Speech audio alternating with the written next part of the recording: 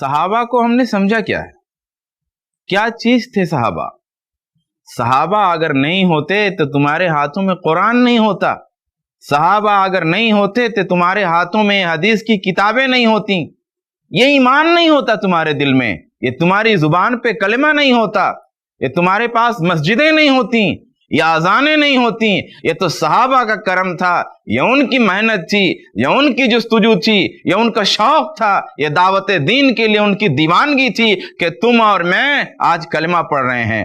آج ان کا پہنچایا ہوا کلمہ پڑھ کر کے، ان کا پہنچایا ہوا کلمہ پڑھ کر کے، اور ان کا جو ہے محفوظ کیا ہوا اور ان کی طرف سے یہاں تک پہنچایا ہوا قرآن پڑھ کر کے ان پہ اعتراض کرتے ہو.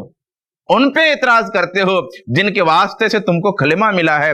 اگر وہ کلمہ ان کے واسطے سے نہیں ملا ہوتا، کسی جگہ بت پوج رہے ہوتے، کسی جگہ پتھر پر اپنی جبین ٹیک رہے ہوتے، شرک کر رہے ہوتے، کفر کر رہے ہوتے، بت پرستی کر رہے ہوتے، آگ کی پرستش کر رہے ہوتے، شرک میں مبتلا ہوتے. انہوں نے اپنے بچوں کو یتیم کر کے، اپنی ماؤں کی آنچل بھگو کر کے، اپنے بیویوں کو غم سے اور رنج سے دیوانہ کر کے ہم تک یہ کلمہ پہنچایا ہے. اپنی جائیدادیں چھوڑ دیں، اپنی زمینیں چھوڑ دیں، جنگلوں کے وحشتناک سفر میں چلے، رات کے سناٹے میں چلے، دن کی سلگتی ہوئی دھوپ میں چلے، کھانے کی پرواہ نہیں کی، پینے کی پرواہ نہیں کی، پہننے اوڑھنے کی پرواہ نہیں کی، زندگی کی آسائشیں اور آرام کی پرواہ نہیں کی. ایک کنکریٹ کی دیواروں میں بیٹھے ہوئے جبہ پوشو، اے لمبے کرتے والوں، اور اے لمبی لمبی داڑھیاں رکھا کر کے اور بڑے بڑے تمغے اور بڑی بڑی ڈگریوں کا شور کر کے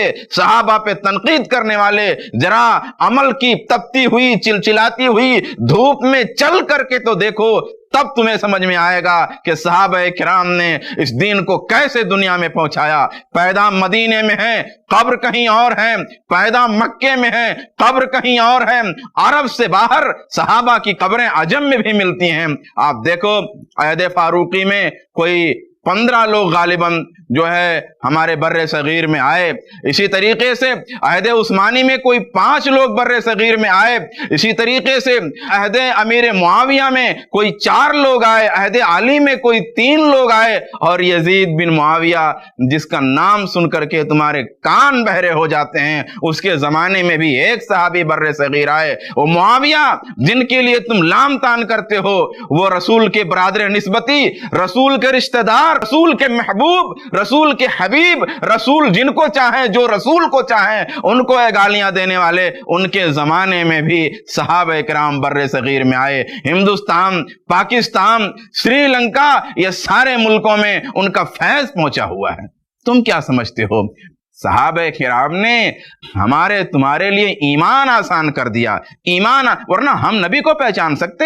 ہم بڑے بڑے لوگوں کو دیکھنے والے، پیسے کے پجاری، بڑی بڑی ڈگریاں دیکھنے والے، بڑی بڑی ٹوپیاں دیکھنے والے، بڑے بڑے لوگوں کی طرف نظر اٹھا کے دیکھنے والے، اللہ کے رسول ایک عام بھیڑ میں صرف اپنے کیریکٹر کی بنیاد پہ ایک عام انسان کی طرح چل رہے تھے.